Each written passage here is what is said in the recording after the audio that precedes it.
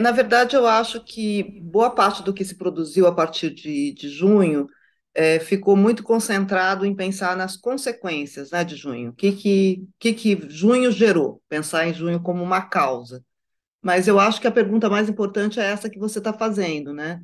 Como é que chegamos a junho? E o objetivo desse livro, dessa pesquisa toda que eu fiz, foi um pouco reconstruir todos os conflitos anteriores entre a política das ruas, isso é, os movimentos que vão para as ruas, e a política dos governos petistas, para tentar entender melhor quais foram os assuntos e quais foram os atores que foram se acumulando no caminho para chegar até junho de 2013. E daí o argumento que eu faço é que tem três grandes zonas de conflito, então tem grandes áreas temáticas, assim, digamos assim, né? Uma que é em torno da redistribuição de recursos e oportunidades escassos, assim como acesso ao ensino superior, não só renda. Outra que diz respeito à moralidade, se falou muito de corrupção por causa do mensalão, mas tem também uma dimensão muito importante em torno da moralidade privada, dos costumes, com movimentos que pressionaram o governo também em duas direções.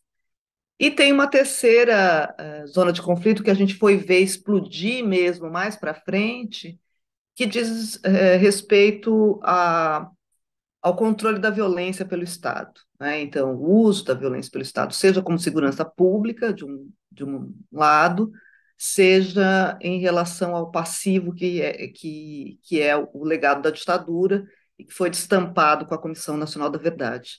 Então, eu acompanho essas três grandes áreas e como vão se formando movimentos em favor de mudanças ou contra mudanças nesses três grandes assuntos e de maneira que, para mim, 2013 é uma confluência, né, de tudo isso que foi se construindo ao longo de dois governos Lula e um comecinho de governo Dilma.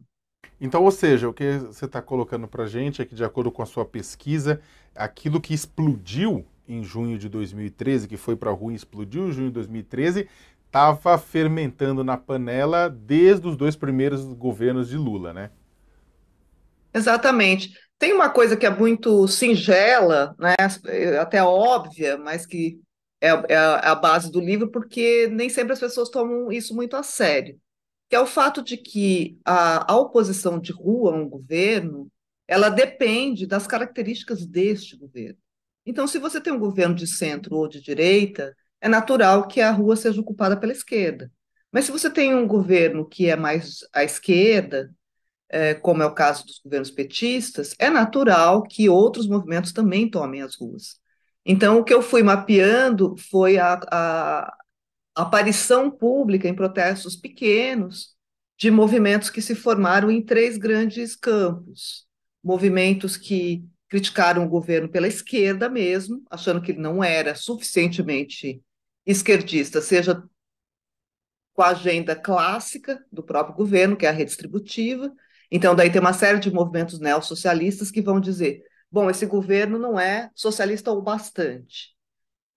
Tem um outro grande campo assim na esquerda, que é dos movimentos que chamaram mais atenção em 2013 por causa do uso da tática Black Bloc, que são movimentos do campo autonomista, que é também um grande campo com movimentos que têm um pouco de agenda redistributiva, mas tem bastante concentração na questão de costumes, né? Então, tem a Marcha das Vadias, a Marcha da Maconha, você tem aí vários movimentos que disputam a orientação moral da sociedade, né? Então, esses dois campos, eles foram crescendo mais à esquerda do governo. Mas também foi crescendo um grande campo de movimentos de feição liberal, conservadora e até autoritária que foram reagindo ao governo do PT, mais pelo lado da direita, né? Então, tem muitas interpretações que circularam depois de que 2013 seria uma nova esquerda, né? O advento de uma nova esquerda, ou depois outros que disseram que foi sequestrado por uma nova direita. Eu acho que não, nem a esquerda nem a direita são novas em 2013, né? São movimentos que estão vindo e que estão se construindo há basicamente uma década, né? Até 2013.